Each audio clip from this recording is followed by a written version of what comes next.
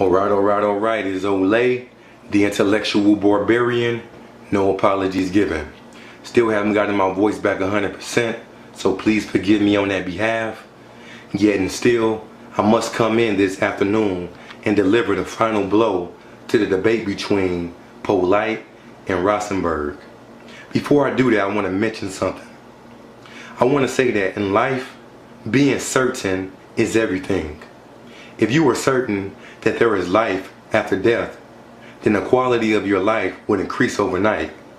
You will no longer be subject and yield to oppression, because you will no longer be afraid of dying, because you know that you come back, right? If you knew that you were going to be rich in 10 days, you will no longer be worried about being fired, so you will no longer go to your white supremacy job anymore. So being certain means everything. The moment we become uncertain, that's the moment that the light of our enlightenment begins to dim. So with that said, I want to begin by saying that lately, in these last years, we have been coming into our self-realization, and we've realized that the state that we have been beaten down to, the state of a passive herbivorous animal, a sheep or a gazelle, we realize that, hey, that's not our true nature.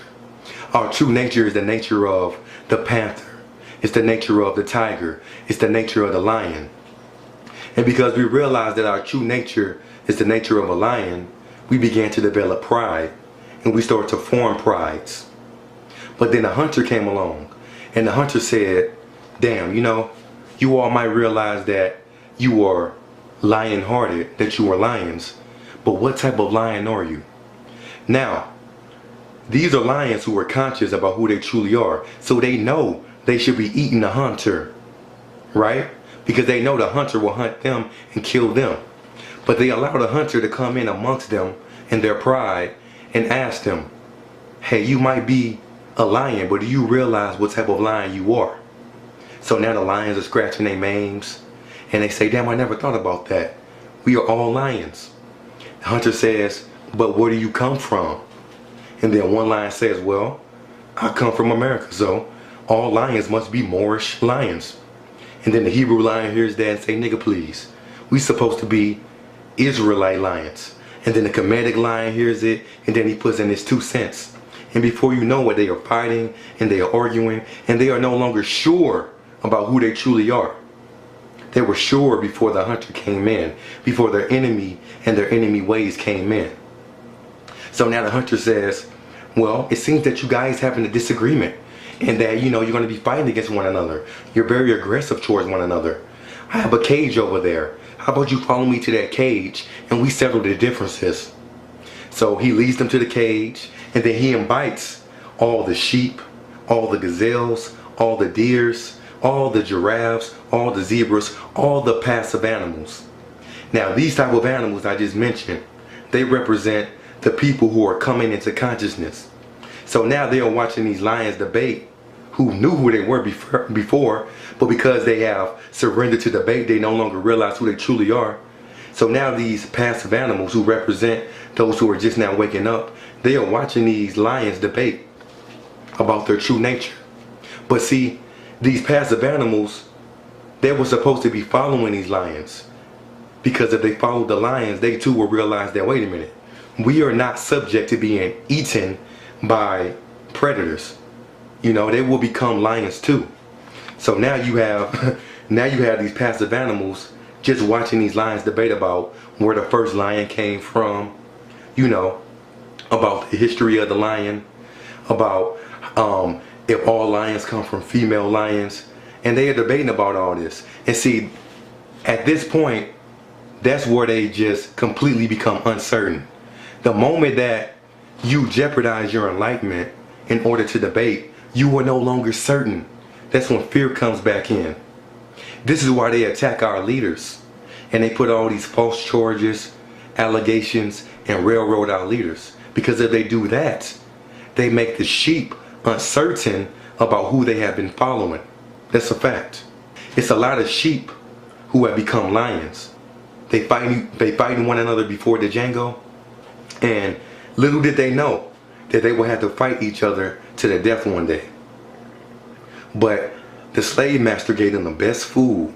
He gave them the best nutrition, the best workout plan. He made them the strongest slaves. For what?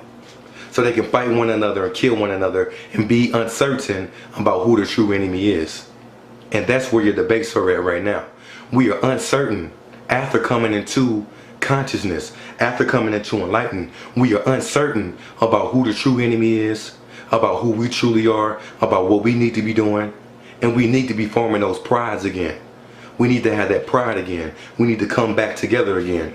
When you start debating, you become uncertain.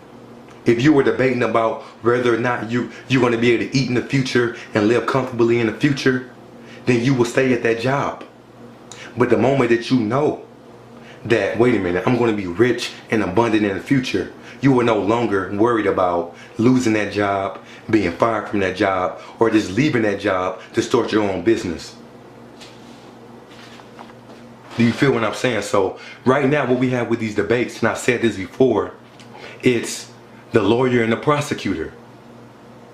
You have the lawyer defending somebody who's guilty, and you have the prosecutor who is trying to prosecute somebody he knows is innocent. We know that in every ideology there are flaws and there are extremely good things, because our ideologies are a reflection of us. We have flaws and we have extremely good qualities about us. Until we are able to admit that we have flaws and good qualities about ourselves, then we will always be defending the guilty and we will always be trying to prosecute the innocent. That's all these debates are. It's like air. It's like carbon dioxide, whatever that gas is, that's in the air, and if you inhale it too much from leaving the stove on, you'll fucking die. It's invisible, you can't see it, but if you keep inhaling it, you will die. That's how the agency in the black conscious community is today. Like, it's targeted at the people who are just now becoming conscious, right? So here it is, you know, you got these you got the sheep looking at the lions argue, rather than the lions teaching the sheep how to be lions too, so we can all kill this hunter. So certainty, you must become certain. That's all I want to say with this, man. Olai, no apologies.